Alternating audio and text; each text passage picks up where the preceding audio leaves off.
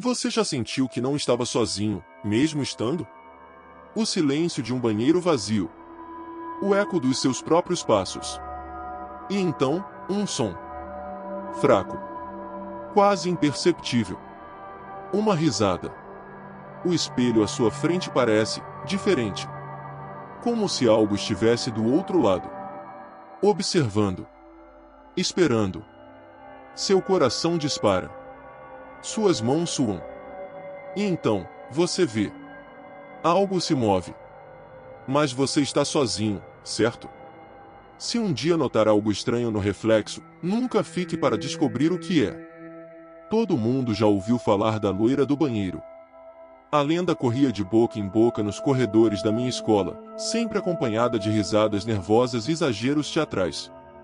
Diziam que, se você batesse 3 vezes na porta da última cabine e chamasse por ela, algo terrível acontecia. Alguns juravam que já tinham visto os espelhos embaçarem sozinhos, outros falavam de marcas de mãos ensanguentadas nas pias. Mas, no fundo, ninguém realmente acreditava. Nem eu.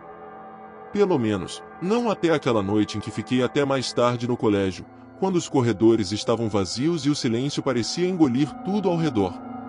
O relógio já passava das 9 quando terminei um trabalho em grupo na biblioteca.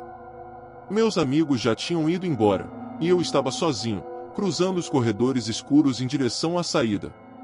Mas antes de ir, senti aquela necessidade incômoda. Eu precisava usar o banheiro. O problema?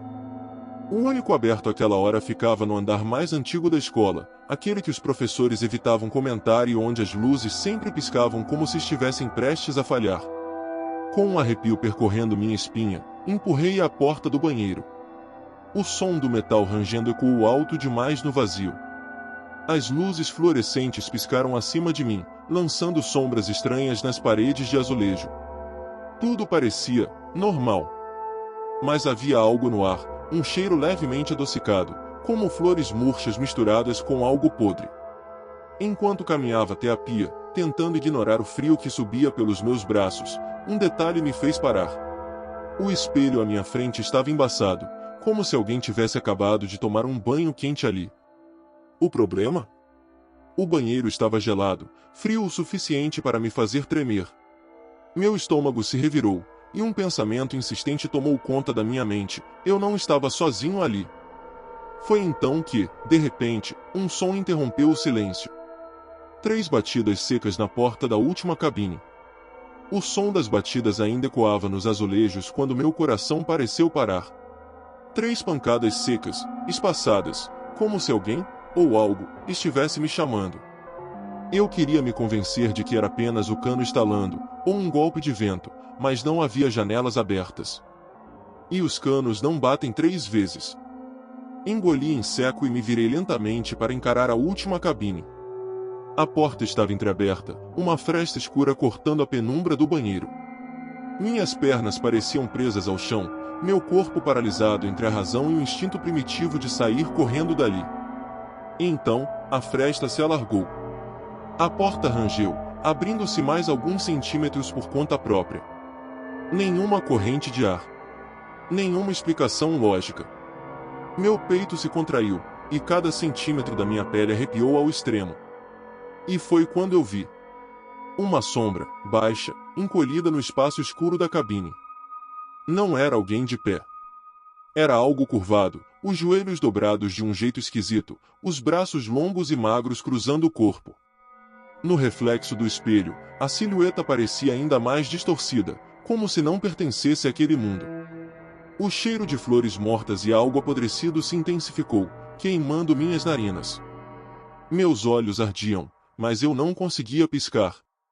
Eu sabia o que diziam sobre a loira do banheiro. Sabia que se você chamasse por ela, ela responderia. Mas eu não tinha chamado. Ou será que, ao abrir aquela porta, de alguma forma, eu tinha feito isso? Então, veio o som. Um sussurro baixo, arrastado, vindo de dentro da cabine. E o meu nome. O som do meu nome não veio como um chamado comum. Não era alguém me chamando de longe, nem uma voz qualquer vinda do eco do banheiro. Era um sussurro úmido, embolado, como se as palavras fossem forçadas por uma garganta que não sabia mais como falar. Minha respiração ficou presa no peito. Meus músculos endureceram. O instinto gritava para correr, mas algo mais forte, talvez o próprio medo, me mantinha ali, enraizado no piso gelado. A fresta da cabine continuava aberta, revelando apenas aquele vulto agachado. O espelho refletia mais do que meus olhos enxergavam. Um contorno pálido se destacava entre as sombras, uma silhueta esquelética com o cabelo longo e desgrenhado, grudado em pele úmida e morta. E então, o cheiro. Podre, adocicado, enjoativo. Como flores murchas misturadas a algo que ficou tempo demais afundado na água. O cheiro parecia rastejar pelas minhas narinas, se instalar na minha garganta, me fazer engasgar. De repente, a lâmpada do banheiro piscou. 1, 2, 3 vezes. No último clarão, a porta da cabine se abriu de vez, batendo contra a parede com um estrondo seco. O vulto, antes imóvel, se ergueu de um jeito errático, os membros se desdobrando devagar, como se os ossos estivessem rígidos, desacostumados ao movimento. E então, uma mão fria e molhada segurou meu pulso. Os dedos eram finos demais. Longos demais. E não havia força ali, apenas um peso gélido, morto. Foi quando algo mudou no espelho. O reflexo não mostrava mais apenas a sombra. Agora, um rosto me encarava. Os olhos não tinham vida.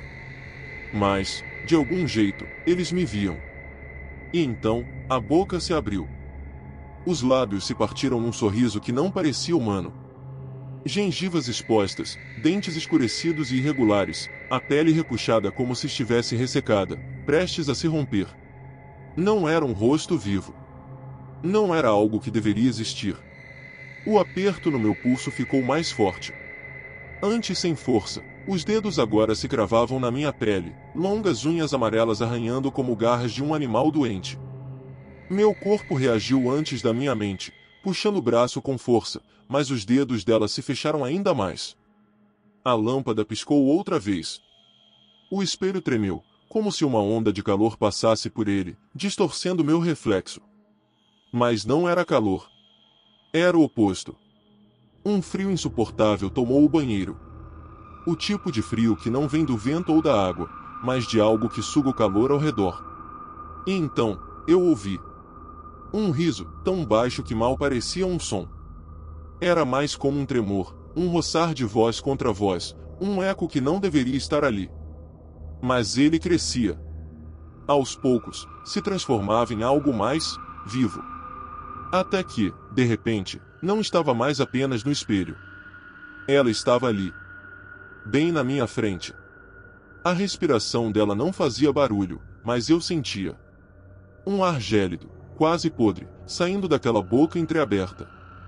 O cheiro era denso, de ferro e algo úmido, velho, como se a morte tivesse raízes ali dentro. Meus olhos ardiam, meu corpo estava travado. O espelho atrás dela refletia algo impossível. Meu reflexo ainda estava lá, mas não era eu. Era uma versão minha pálida, de olhos fundos e vazios, parado como um boneco quebrado. Eu pisquei, e a coisa no espelho não piscou de volta.